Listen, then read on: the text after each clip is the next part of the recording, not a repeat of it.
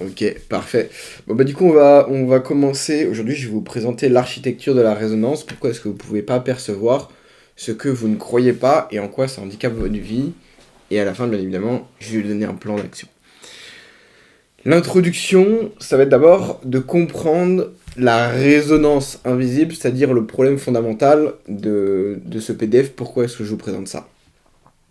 Il y a une énigme fondamentale pour toutes les personnes, pour chaque individu qui ont vécu ça, c'est-à-dire l'énigme des réalités divergentes. L'énigme des réalités divergentes, c'est quoi? C'est deux individus, par exemple, qui marchent dans la même rue, qui assistent à la même réunion d'affaires, qui traversent la même crise économique, par exemple avec la guerre qu'on a aujourd'hui, et pourtant, ils sont dans deux mondes fondamentalement différents. Il y en a un qui perçoit un paysage d'opportunités, de connexion avec de l'argent et des défis surmontables, alors que l'autre voit un paysage d'oppression, c'est-à-dire de rareté et de murs infranchissables. L'un voit de l'opportunité, l'autre voit de la rareté. On suppose souvent que tout ça vient de l'intelligence, de la chance ou de circonstances extérieures. Nous disons que ces personnes-là qui réussissent ont simplement eu un meilleur timing ou plus de chance. Mais cette supposition, elle est fondamentalement incorrecte. La seule unique différence, elle réside pas dans le monde extérieur, mais dans la fréquence spécifique à laquelle leur système nerveux et neuronal est réglé. Aujourd'hui, je m'apprête à vous partager, à vous présenter une synthèse sur la neuroscience prédictive, la philosophie du dualisme et aussi le mécanisme de l'identité.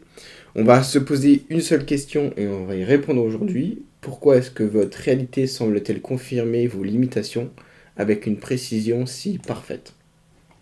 À la fin de ce texte, vous comprendrez pourquoi est-ce que votre subconscient se contente pas de stocker des informations, mais agit aussi comme un récepteur radio qui filtre le bruit infini de l'univers pour le transformer en une diffusion unique, c'est-à-dire votre réalité en fonction de votre identité. Est-ce que déjà, les gars, vous avez des questions?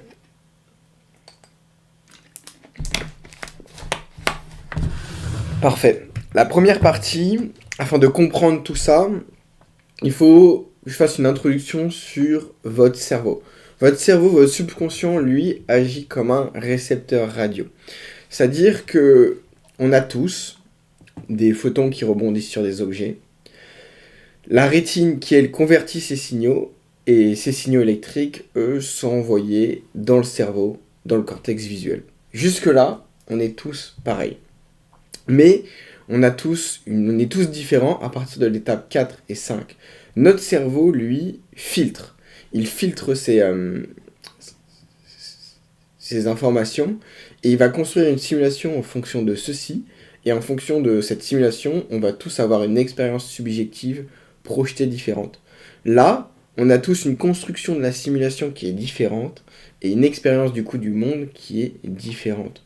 Vous ne voyez pas le monde tel qu'il est, vous voyez l'hypothèse que votre cerveau a à propos du monde. Le monde que vous voyez est simplement une mise en scène dans le théâtre de votre conscience. Vous ne voyez pas le monde tel qu'il est, mais tel que vous êtes. Ça, c'est pas du woo shit. C'est juste neurologiquement comment est-ce que notre cerveau il fonctionne. Ok? Il faut comprendre que notre cerveau, là, dans ce processus, c'est pas seulement un observateur neutre. Dans ce processus constructif, il rassemble pas passivement les informations. C'est pas je capte avec mes yeux les informations, ça va dans ma rétine et mon cerveau, il filtre toutes les meilleures informations. C'est fondamentalement faux. Le cerveau, lui, fait un traitement prédictif. C'est-à-dire que le domaine si tu veux, le traitement prédictif, c'est le domaine dominant dans la neurologie moderne. Aujourd'hui, tout le monde parle du domaine prédictif. C'est ce qui, aujourd'hui, correspond le mieux, la meilleure théorie qu'on a sur le cerveau. Si tu veux, le traitement prédictif, c'est notre cerveau qui est vu non seulement comme une machine à interpréter, mais aussi comme une machine à prédiction. Notre cerveau, lui, génère en permanence des hypothèses sur la réalité et le teste par rapport aux informations sensorielles captées. Notre cerveau, en permanence, fait des hypothèses sur le monde et vérifie si elles sont fausses. Par exemple, lorsqu'une prédiction correspond aux données reçues, alors tu fais preuve de la perception. Je pense que le monde est comme ça. Ok, la prédiction est bonne, je confirme. Or, quand cette prédiction n'est pas bonne, alors tu ressens une surprise et le modèle se met à jour. Ça, typiquement, c'est le rôle de toute machine à prédiction. J'ai une prédiction, ça confirme, oui, on renforce. J'ai une prédiction, ça confirme pas, non, on met le modèle à jour. Là, c'est ce que toutes les machines feraient. En revanche, nous, notre cerveau est un petit peu différent. Si la prédiction est suffisamment forte, si notre croyance est suffisamment profonde, alors le cerveau filtrera de préférence les données contradictoires plutôt que de mettre à jour le modèle. Aujourd'hui, si je veux que vous partiez avec une idée en tête, c'est que votre cerveau filtre, il fait en sorte de ne pas traiter volontairement les informations qui sont contradictoires pour ne pas mettre à jour le modèle. C'est-à-dire qu'à chaque fois que tu as une donnée contradictoire, une anomalie, ton cerveau va, et que tu as une croyance qui est forte, ton cerveau ne va tout simplement pas la traiter. Tu ne recevras même pas l'information dans ton cerveau. Par exemple, si tu dis que tu n'as aucune occasion avec les femmes ou dans le business, si cette croyance est suffisamment forte, tu ne capteras même pas les regards, même pas les sourires. Tu ne capteras même pas les vraies occasions business. C'est-à-dire que ces données-là, c'est pas qu'elles n'existent pas. Elles sont là, mais ton cerveau ne les traitera pas. Pourquoi ? Parce que s'il les traite, s'il les prend en compte, ça voudrait dire se remettre en question. Donc se remettre en question, restructurer entièrement tes croyances profondes. Si tes croyances sont trop ancrées, alors tu vas juste faire que te renforcer en continu, parce que tout simplement ton cerveau ne va pas restructurer des croyances entièrement. Ce serait trop coûteux en énergie d'un point de vue énergétique. Et jusque-là, ça semble logique. Le phénomène que je viens de vous expliquer, ça s'appelle le phénomène ça s'appelle le mécanisme de l'attention sélective. Pourquoi est-ce que notre cerveau filtre ? Vous allez me dire, oui, ok, il filtre les informations, mais pourquoi est-ce qu'il filtre ? En fait, ton cerveau filtre simplement parce qu'il est obligé de le faire. Nous, notre système nerveux est bombardé d'environ 11 millions de bits de données sensorielles par seconde. Ton corps, ton système nerveux, capte 11 millions de bits de données sensorielles par seconde. C'est énorme. En revanche, ton cerveau, il peut consciemment en traiter 40 à 50 bits par seconde. Soit 0,0005% de la réalité. On a une impossibilité mathématique de pouvoir traiter le monde tel qu'il est. Tu vois le monde seulement à 0,0005%. C'est incroyable. Le processus de sélection, en fait, tout simplement pour que ton cerveau s'effondre sous le torrent d'informations, il va filtrer de manière agressive. Et jusque-là, c'est tout à fait normal. C'est tout à fait normal. Donc pour résumer, votre cerveau est non seulement une machine à interpréter, mais aussi une machine à prédiction. Ces prédictions, elles se font sur vos croyances profondes, et à chaque fois qu'il y a une prédiction qui ne correspond pas, il ne met pas à jour le système, il ignore. Il ignore tout simplement parce qu'il fait un filtrage extrêmement agressif, c'est-à-dire un filtrage à 0,005% sur les informations que tu reçois. Globalement, ça illustre beaucoup cette image, le goulot des tendances sensorielles, tu ignores la réalité. Mais c'est justement avec cette image que la métaphore du récepteur radio, qu'on a eu, le titre juste ici, c'est-à-dire percevoir l'architecture de la résonance, le récepteur radio dont je vous parle depuis le début, c'est tout simplement, cette métaphore radio, elle fait sens. On a des ondes autour de nous, en ce moment même, qui ont une infinité de fréquences. Les musiques, les informations, les parasites, les diffusions radio, les données chiffrées, enfin peu importe. Il y a une infinité d'informations autour de toi. Tout existe simultanément. Autour de toi, autour de moi, on a tous ces informations-là infinies. Pourtant, on a une expérience de la vie extrêmement limitée. Moins de 0,005%. Par exemple, si tu es réglé à une fréquence, donc du coup notre cerveau filtre, comme une radio au final. On a des millions d'informations, on choisit une seule fréquence, parce que sinon on ne pourrait pas faire autrement. Du coup, par exemple, si tu es réglé sur 98 FM. Tu ne peux pas entendre la radio 104 FM. Jusque-là, c'est logique. Cependant, l'autre diffusion, elle existe. Elle est réelle, elle est disponible. C'est pas parce que tu es mis sur la fréquence de 98 que celle de 104 n'existe pas. Au contraire, elle est toujours disponible, mais elle est juste inexistante à tes yeux. Pourquoi ? Parce que tu n'as pas le cerveau adéquat, le matériel nécessaire pour capter et pour percevoir ces ondes radio. Alors, je suis désolé les gars, je suis extrêmement malade. Je pense que ça s'entend à ma voix. Je suis désolé, je suis juste une pause, je vais boire, mais...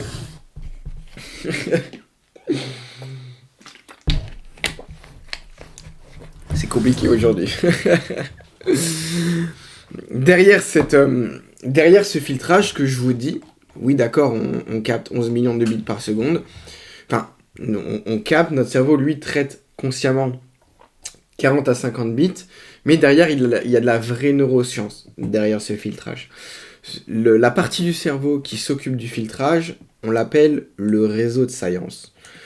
Il agit globalement comme le gardien de l'attention. Tu vois, il agit comme le gardien de l'attention et il fonctionne avec une seule idée en tête, montre-moi ce qui est important. C'est lui qui décide si l'information, elle est filtrée, on la garde, ou si elle dégage.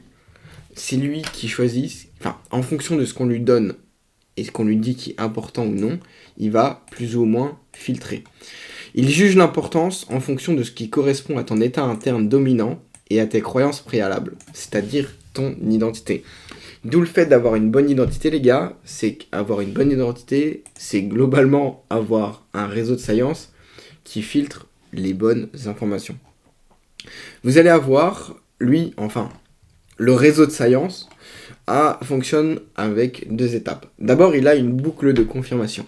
Tu as des convictions profondes, par exemple, les gens sont hostiles. Le réseau de science, lui, réglera ton récepteur sur la fréquence de l'hostilité. C'est-à-dire que, par exemple, tu détecteras un léger froncement de sourcils au bout de la pièce, tout en manquant complètement les 3 personnes qui te sourient. Pourquoi ? Parce que tu es réglé sur l'hostilité. Forcément, lui, vu qu'il est réglé sur l'hostilité, le réseau de science, il va même pas prendre en compte les 3 sourires, il va tout simplement les exclure. Et du coup, il exclut les preuves. Tu n'imagines pas aujourd'hui, tu n'imagines pas l'hostilité.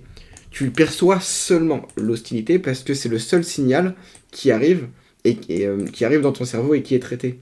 La bienveillance autour de toi, dans la pièce, est filtrée comme un bruit non pertinent parce qu'elle ne correspond pas à ta fréquence. Tu te dis, les gens sont hostiles, le monde entier est hostile. Non, il y a de l'hostilité et il y a de la bienveillance. En revanche, ton cerveau, lui, est calibré sur l'hostilité. Donc tu ne vois même pas la bienveillance. On a un exemple aujourd'hui qui est un exemple incroyable, je trouve, et qui est justement une étude la plus connue là-dedans, qui s'appelle le gorille invisible. Le gorille invisible, c'est quoi ? On a fait une expérience, on a demandé à des participants de compter les passes entre 2 équipes de basket. Donc les 2 équipes se passent un ballon de basket et il faut compter le nombre de passes réalisées par l'une des équipes. Jusque-là, ça va. La tâche, elle, demande beaucoup de concentration et de suivi. C'est là que l'expérience devient intéressante, c'est qu'au beau milieu de la pièce, au beau milieu de la vidéo, un gorille entre. Un gorille entre au centre de l'image, il s'arrête, il frappe sur sa poitrine et il s'en va. Pendant un total de 9 secondes. 9 secondes, c'est énorme les gars. Le gorille est au beau milieu de l'image. Et pourtant, seulement 50% des participants n'ont pas vu le gorille. Et pourtant, il ne s'agit pas d'un problème de vue. Les données visuelles fonctionnent. C'est-à-dire que les photons ont rebondi sur leur rétine.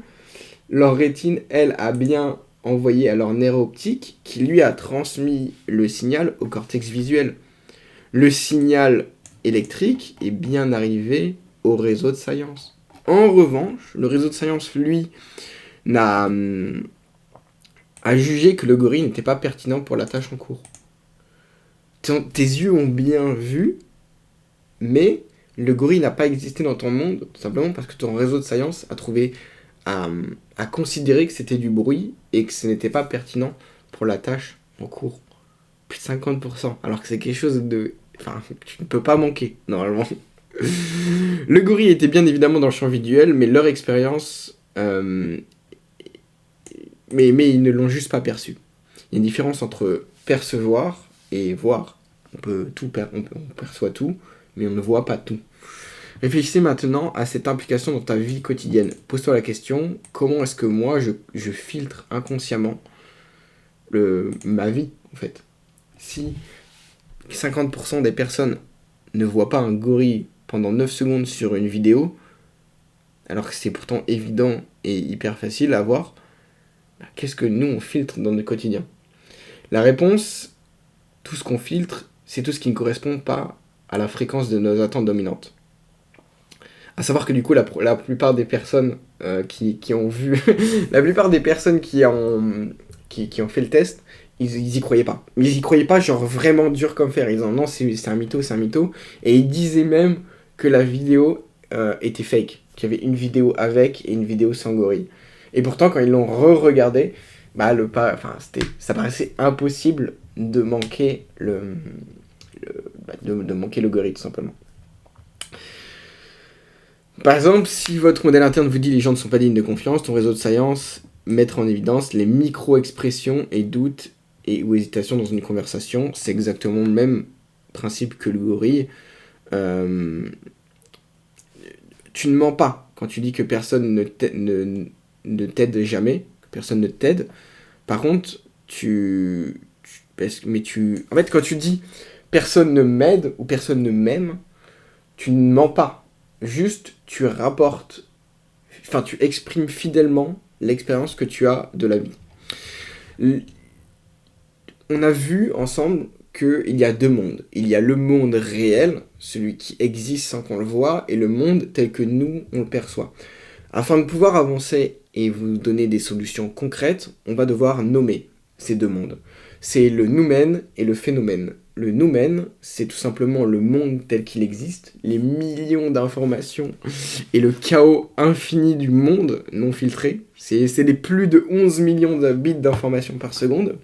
Et le phénomène, c'est-à-dire le monde tel qu'il nous apparaît, notre réalité construite, c'est-à-dire notre expérience filtrée et structurée. C'est Kant qui a justement soutenu cette vision du monde, et aujourd'hui c'est la théorie qu'on a avec le plus de preuves en tout cas sur le monde, c'est cette théorie-là, et c'est Kant qui l'a mis en place au début. C'est lui qui a justement dit cette célèbre phrase: ne voyez pas le monde tel qu'il est, vous voyez le monde tel qu'il vous êtes. Vous voyez pas le monde noumen, mais vous voyez le monde phénomène. Ce mécanisme va beaucoup plus loin que les opportunités du marché et s'étend aussi jusqu'à l'architecture de toi. Là, je vous ai donné des exemples simples, des opportunités sur l'argent, sur des relations, froncement de sourcils, sourire, le fait de construire quelque chose. Mais c'est beaucoup plus profond et ça influence aussi énormément la vision que vous avez de vous.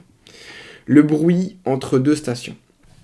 On va considérer que vous avez ajusté consciemment votre récepteur radio, que vous avez consciemment ajusté de 98 à 104. Vous allez me dire, ok, c'est parfait, mais vous n'allez pas avoir une nette transition et instantanée. Vous faites l'expérience d'un entre-deux, vous faites l'expérience de parasite. Il y a une erreur fondamentale dans le développement personnel qui est de j'incarne une personne d'un coup.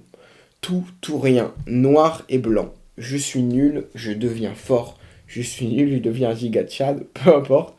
Ça n'existe pas. Neurologiquement, ce n'est pas possible.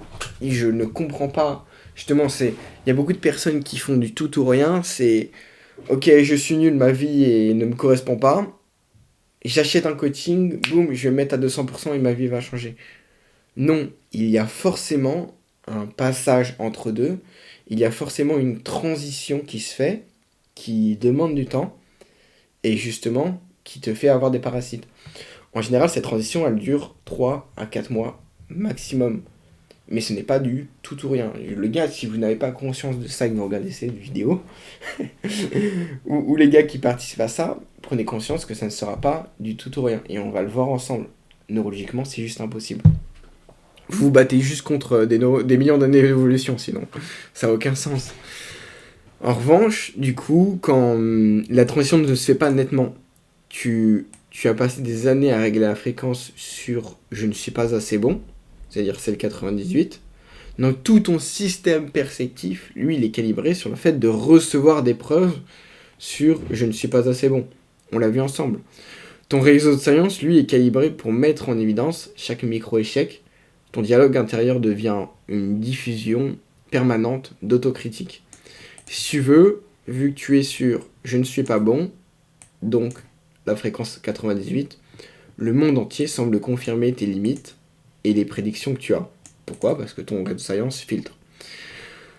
Mais plus tu commences à travailler, plus tu empiles des éléments du côté de la balance. C'est-à-dire que tu ne vas pas passer instantanément de 98 à 104, mais tu vas progressivement tourner le cadran. Ce faisant, tu vas entrer dans une phase extrêmement déstabilisante, et c'est ça qu'on appelle la zone de chevauchement. La zone de chevauchement, tout le monde l'a eu. Tout le monde l'a eu. Mais c'est là où 99% des gens abandonnent. Et c'est ça qui fait qu'il y en a, ils ont entièrement incarné, ils ont entièrement changé d'identité, et les autres stagnent. Tout le monde a essayé. Tout le monde a essayé de changer d'identité, tout le monde a essayé de lancer des projets, ou peu importe. On a tous essayé. En revanche, cette zone de chevauchement, c'est ce frein, par méconnaissance, il y a beaucoup de personnes qui disent « j'ai une résistance, donc c'est pas bon ». Or, c'est justement la preuve que vous êtes dans cette zone de changement et que vous êtes en train d'évoluer. Que vous êtes en train de quitter la station 98 et que vous arrivez à 104. Par exemple, quand vous êtes à un entre-deux, dire à la station 101, les deux stations sont audibles en même temps. Tu entends une diffusion, les deux diffusions s'expriment en même temps. Tu as en même temps une voix qui te dit « tu progresses, tu fonctionnes, tu continues, bravo ». Et une autre voix qui te dit « c'est faux, tu te mens à toi-même, tu vas échouer, comme toujours ». Vous voyez de quoi je parle. Vous voyez de quoi je parle, sinon vous ne serez pas sur cette vidéo. Quand tu essayes un changement, il y a deux voies. L'identité, que tu essaies d'incarner, la diffusion 104, et celle 98 qui te freine et qui veut tout faire pour te ramener en arrière. La plupart des gens, par confort et parce que justement ce bruit est insupportable, la plupart des gens ne supportent pas ce nouveau cadran et reviennent au nouveau cadran tout simplement parce que le signal est clair, cohérent et familier. Le doute, ce bruit est tout simplement insupportable. C'est ce qu'on appelle la dissonance cognitive. Vous pourrez regarder sur internet, mais globalement je vous ai donné les grandes lignes. Cependant, et c'est ça qui est incroyable, c'est que si vous continuez à tourner le cadran, vous gardez le cap, alors petit à petit vous allez continuer à avancer. On arrive par exemple plus au cadran 101, où les deux voix étaient complètement... Enfin, il y avait 50-50 au niveau des voix. Il y en a une qui va commencer à s'éteindre. C'est justement celle qui est 98 qui commence à s'estomper. L'ancienne voix, tu n'es pas assez bon, et tu as une nouvelle voix qui elle est dominante, j'apprends, je m'améliore. Le bruit disparaît petit à petit. L'ancienne station, 98, elle n'est plus qu'un murmure. Elle réapparaît seulement au moment de stress intense et de fatigue. Comprenez que pendant cette transition, dans ces 3-4 mois les gars, vous allez toujours avoir ces petits doutes, ok ? Ils vont être de moins en moins présents, mais ils vont surtout être présents pendant les périodes de doute et de fatigue. Pourquoi est-ce que je m'arrête là-dessus ? Parce que c'est là, même avec cette connaissance-là que vous avez maintenant, donc vous n'avez plus d'excuses, c'est là que ça devient dangereux, entre guillemets, que vous risquez de faire un retour en arrière. Pourquoi ? Parce qu'en fait, vous êtes fatigué. Vous êtes fatigué, donc vous revenez par défaut, par encore une fois manque d'énergie, parce que ça demande de l'énergie de monter ce cadran. Une fois qu'on est arrivé à la station 104, On reste à la station de 104, ça ne nous demande aucune énergie. Le fait de tourner le cadran, ça nous demande de l'énergie. Et du coup, quand on est fatigué, on n'a plus cette énergie-là de tourner le cadran. Et par défaut, on revient à la 98. Même si c'est pendant quelques heures, le temps d'aller se coucher, le temps d'aller manger ou de juste de se reposer. C'est ok, c'est pendant quelques heures. Mais il ne faut pas abandonner pendant cette période-là parce que c'est là où c'est le plus fort. C'est parce que vous êtes fatigué. Et par simple souci d'économie d'énergie, vous retournez à une station que vous connaissez, c'est-à-dire la station 98. La station, je ne suis pas assez bon. Comprenez que quand ça va pas, 99% du temps pendant vos transitions, ça sera parce que vous êtes fatigué. Donc, ne vous blâmez pas, c'est juste que vous êtes fatigué et que vous allez dans cette radio-là, dans cette fréquence-là par défaut. C'est ok, ok. Les deux stations, alors lorsque du coup tu atteins la station 104, l'ancienne diffusion devient pratiquement silencieuse.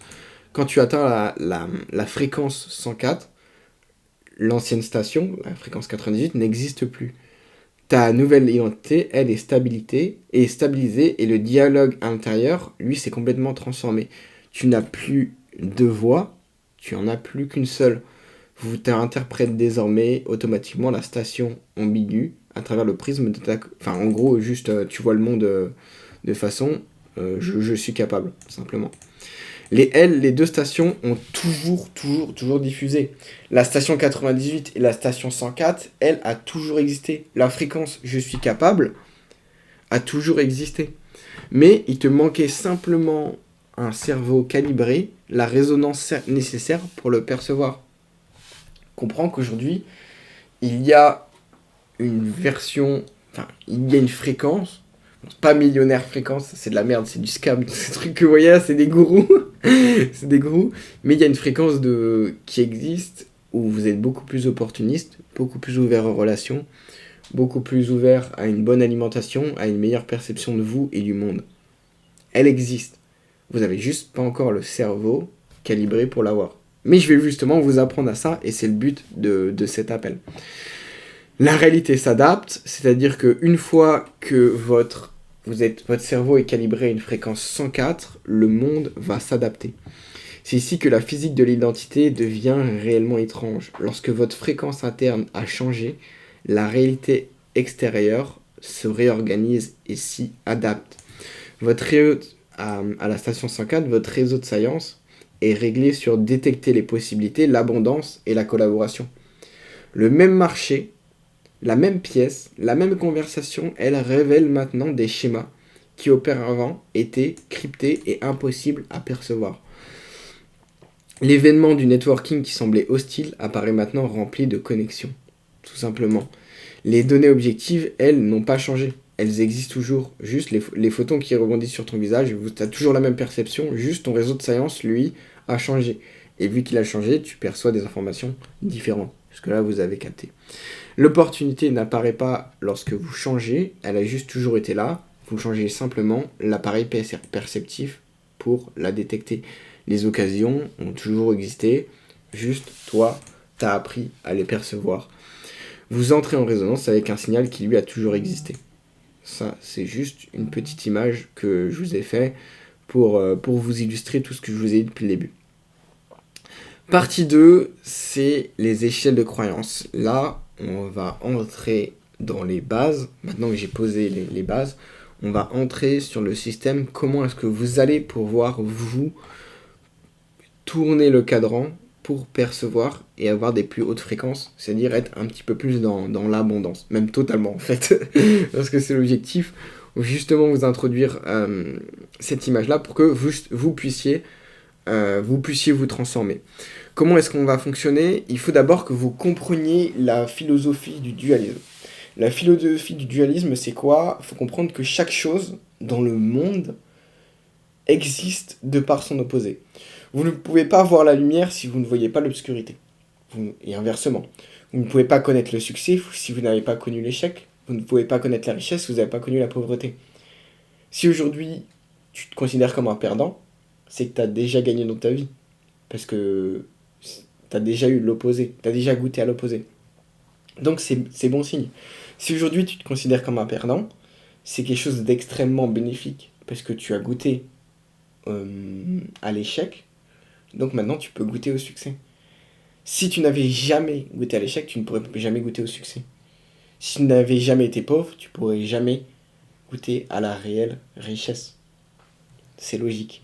Le monde existe tout simplement sous forme de dualisme et à chaque fois de par leur opposé. Pourquoi est-ce que je vous dis ça? Je vous dis ça parce que à partir de cette philosophie du dualisme, on peut percevoir, on peut imaginer quelque chose qui est ton inconscient. Ton inconscient, ton esprit, est tout simplement une vaste collection de balances. Lumière, obscurité, succès, échec, richesse, pauvreté. C'est juste des balances. Tu as 1 million de balances dans ton inconscient pour tout. Pour l'argent, pour les relations, pour les valeurs personnelles, pour ta santé. Tu as à chaque fois une petite balance. D'un côté de la balance se trouve le côté positif qu'on a vu, l'abondance, l'amour, la compétence, et de l'autre côté, le côté négatif, rareté, rejet, insuffisance. Chaque croyance que tu possèdes, à chaque fois que tu as une croyance, tu as empilé des pierres sur l'un des côtés de la balance.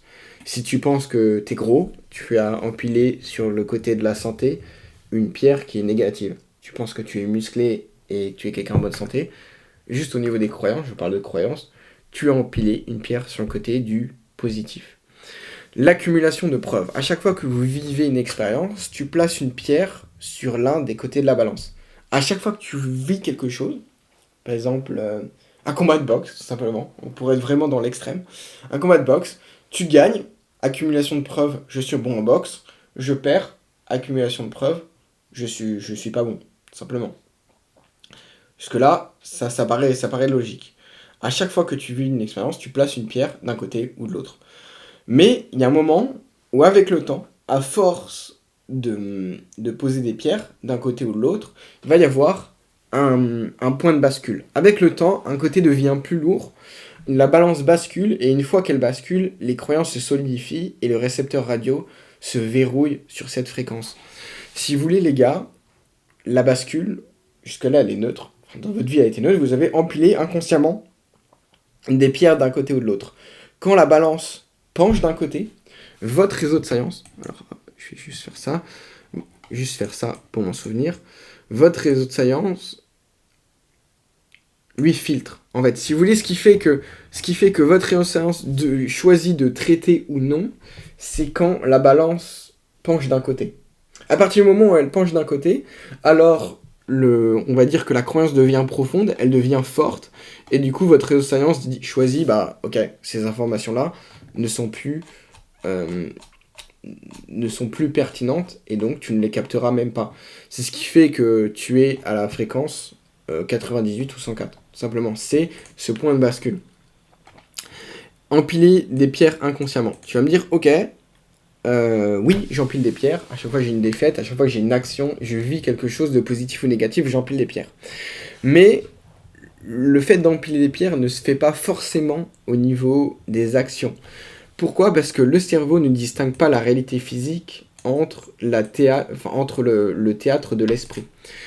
Pourquoi est-ce que je voulais en venir là ? Ton cerveau ne fait pas la différence entre les rêves et la réalité. Quand tu rêves, tu as neurologiquement les mêmes activations, tu as les mêmes activations neurologiques au niveau des décharges électriques que quand tu vis l'action. Il y a justement une étude qui a démontré que à Harvard, des participants qui se contentaient de visualiser et à jouer du piano, donc qui se visualisaient à jouer du piano, montraient la même expansion du cortex moteur que ceux qui jouaient réellement. C'est-à-dire que si je m'imagine en train de jouer du piano, je vais stimuler les mêmes parties du cerveau que celles si je jouais réellement. Ce qui veut dire que, inconsciemment, quand je pense au fait que je suis nul, quand je pense à ma défaite, par exemple, quand je pense à ma défaite, j'empile aussi inconsciemment des pierres. Parce que neurologiquement, c'est la même chose. J'active les mêmes parties du cerveau. Donc, on tombe dans le piège de la mémoire. Le piège de la mémoire n'est pas simplement un enregistrement vidéo neutre.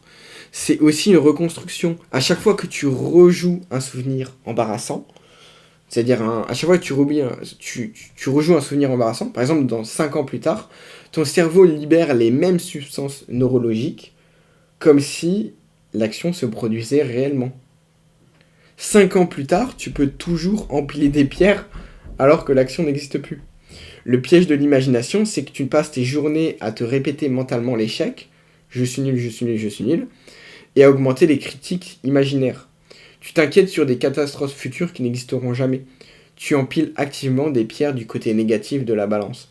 Il faut que vous compreniez cela, les gars. Il y a quelque chose que j'aimerais que vous partiez en comprenant ça, c'est que tu as peut-être échoué une fois, dans la réalité. J'ai perdu mon combat de boxe une fois.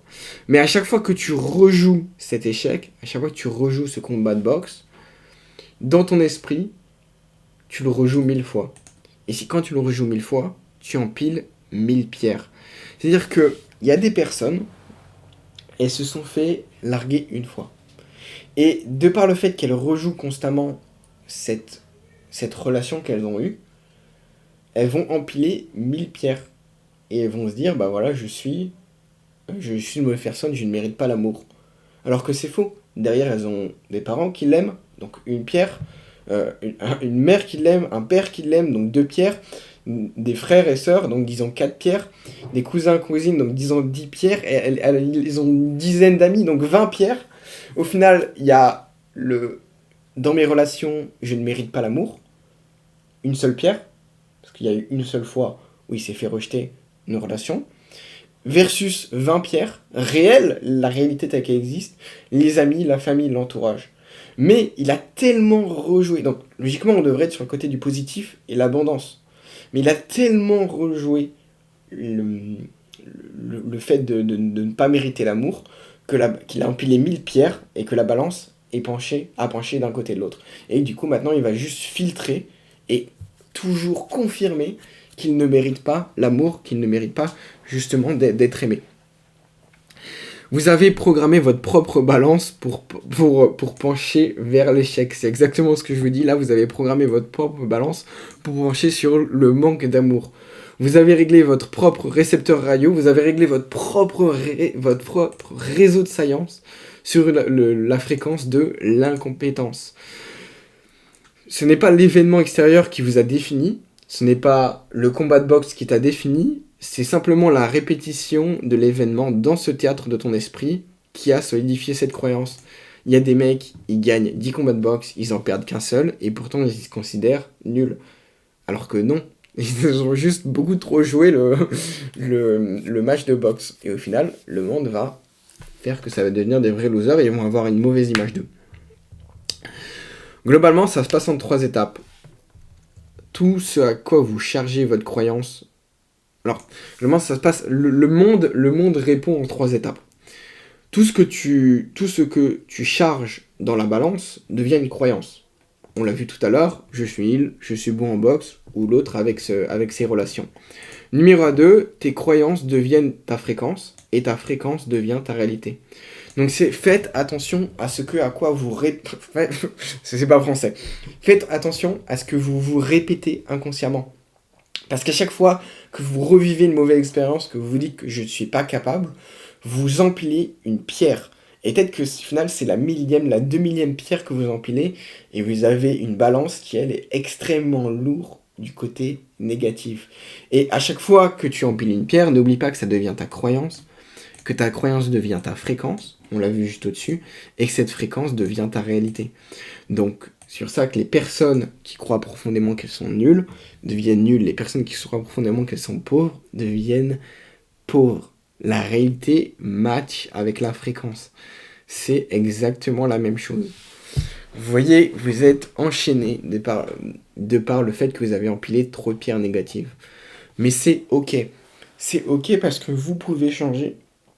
Et là, je vais vous donner exactement le process pour le faire. Comment changer d'identité, comment empiler des pierres de l'autre côté, comment faire basculer cette balance. Les gars, je m'hydrate un peu parce que je remets à la gorge.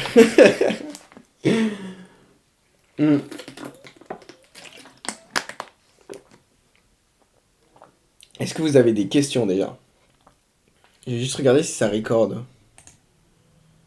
Ok, ça recorde bien. Est-ce que vous avez des questions déjà? On va prendre un gros moment pour, comme d'habitude, pour passer aux questions. On passe au moment que vous attendiez tous, comment changer d'identité, comment changer cette perception qu'on a de nous, comment changer notre réseau de science afin qu'il filtre les bonnes informations. Globalement, c'est ce que j'appelle toujours dans mes vidéos et ce que les personnes appellent toutes, changer d'identité. C'est-à-dire empiler les pierres de l'autre côté. C'est ici que le mécanisme qu'on a vu précédemment, donc les 3/4 de la vidéo qu'on a vu, c'est là que le mécanisme devient extraordinairement intéressant et qu'on va mettre fin à ceci, tu vois. Le théâtre de l'esprit peut empiler des pierres du côté négatif, mais par la théorie du dualisme, on peut aussi empiler du côté positif. Il n'y a pas de noir sans blanc, il n'y a pas de blanc sans noir. Il n'y a pas d'échec sans succès et inversement. Ce n'est pas une pensée magique. Ce n'est pas je fais semblant jusqu'à ce que ça marche. On va faire appel au même mécanisme qui t'a piégé. Oh putain, merde, ma gorge.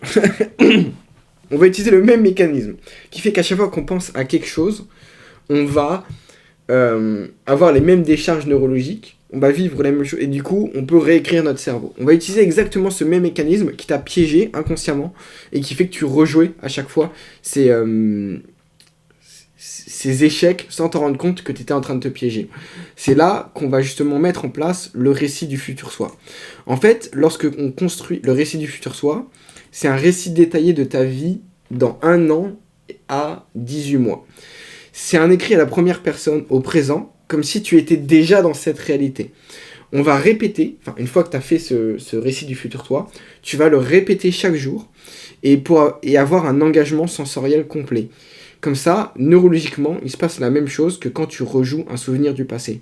Oui, dans le passé, tu as eu des échecs, ok, c'est pas grave, mais on va justement construire un récit positif que tu vas lire et tu vas vivre pour justement contrebalancer.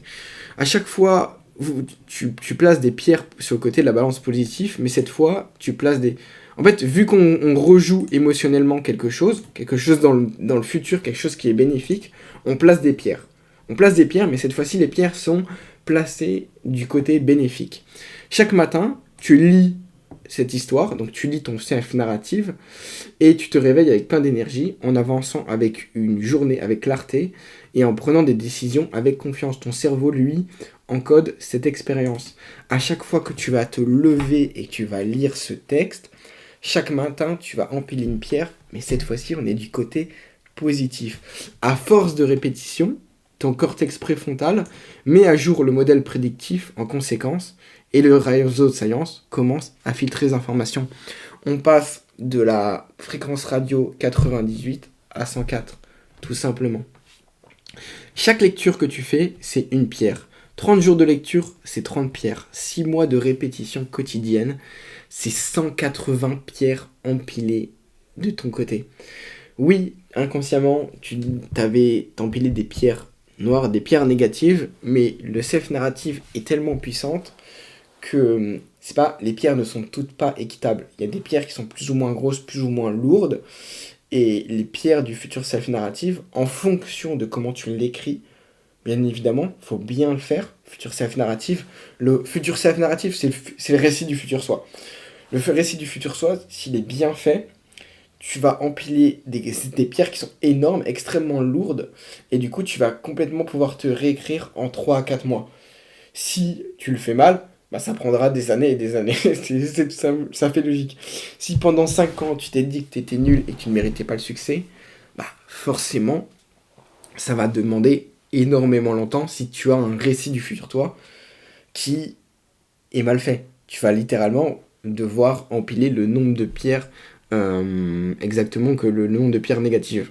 Or, tu as le choix de faire un bon futur self-narrative et cette fois-ci d'empiler des pierres qui sont lourdes, donc aller beaucoup plus vite. Petite parenthèse du coup sur la capacité d'empiler des pierres. Et là, du coup, forcément, la balance penche du bon côté, votre réseau de science se met à filtrer les opportunités, et comme on l'a vu tout à l'heure, tout ce qui devient croyance, c'est-à-dire vos croyances. En fait, si vous voulez, le récit du futur soi sert à réécrire vos croyances. On réécrit vos croyances et toutes vos croyances deviennent fréquences et votre fréquence devient réalité. Tout simplement, c'est comme ça que ça se passe. Tu n'essaies pas de vaincre le côté négatif par la force de la volonté ou de la discipline. C'est pour ça que je déteste les coachs, enfin les coachs mindset et tout. C'est de la merde, c'est de la merde. David Goggins, les mecs qui vous crient dessus, ça ne sert à rien. C'est-à-dire que si tu veux réécrire ton identité, tu dois avoir un David Goggins c'est-à-dire que tu dois avoir un David Goggins qui crie dessus pendant 180 jours. Ça n'a aucun sens, ça n'a aucun putain de sens. Les mecs qui veulent changer votre identité par la force, les mecs qui vous vendent des coachings en vous disant tu changeras, alors qu'ils parlent même pas de ça, ça n'a aucun sens, parce qu'à chaque fois ils te parlent de le faire par la force. Mais ça n'existe pas, ce n'est juste pas possible, neurologiquement parlant. En fait, on ne peut pas vaincre ce côté négatif par la force, par la volonté ou par la discipline. On peut seulement le vaincre en utilisant le même mécanisme automatique et inconscient qui a créé le problème.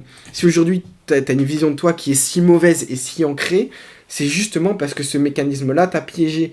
Mais on utilise exactement le même mécanisme qui t'a piégé, mais direction opposée, du coup, vie différente. Tout ça parce qu'on a justement compris inconsciemment qu'est-ce qui se passait, on a compris neurologiquement comment est-ce que notre cerveau fonctionnait. On utilise la neuroplastie de notre cerveau qui, avant, nous a piégés pour justement nous sauver et en tirer parti et avantage. Vous utilisez le même mécanisme, mais à une direction opposée, et du coup, votre vie va fondamentalement à une direction opposée. Pour ceux qui se demandent la partie 3, c'est pour une prochaine vidéo. Ok ? Si jamais vous voulez faire partie du groupe où je présente chaque semaine un document pour vous aider à changer votre identité, n'hésitez pas à m'envoyer un message sur Instagram. Pour ceux qui souhaitent avoir le PDF, n'hésitez pas à m'envoyer un message sur Instagram, vous l'enverrai, il n'y a aucun souci. Maintenant, vous avez toutes les connaissances. Vous comprenez pourquoi il y a une résistance quand vous êtes entre deux radios, quand vous essayez de changer d'identité. Vous comprenez pourquoi est-ce que vos croyances sont si profondes et si difficiles à réécrire. Et vous avez maintenant une solution claire et précise qui est le récit du futur soi, c'est-à-dire le futur self-narrative. Si vous avez des questions ou quoi que ce soit, envoyez-moi un message sur Instagram, il n'y a pas de souci. Ou maintenant, vous avez Avant, quand vous changez d'identité, vous vous battiez contre des millions d'années d'évolution. Vous vous battiez seulement avec votre discipline et votre volonté. Maintenant, vous n'avez plus besoin de discipline ou de volonté parce que justement, on travaille intelligemment, on travaille avec le même mécanisme qui aujourd'hui vous a bloqué. Bref, changez votre vie les gars, envoyez-moi un message sur Instagram si vous avez besoin de quoi que ce soit et sinon, je vous souhaite une bonne journée. Allez, ciao.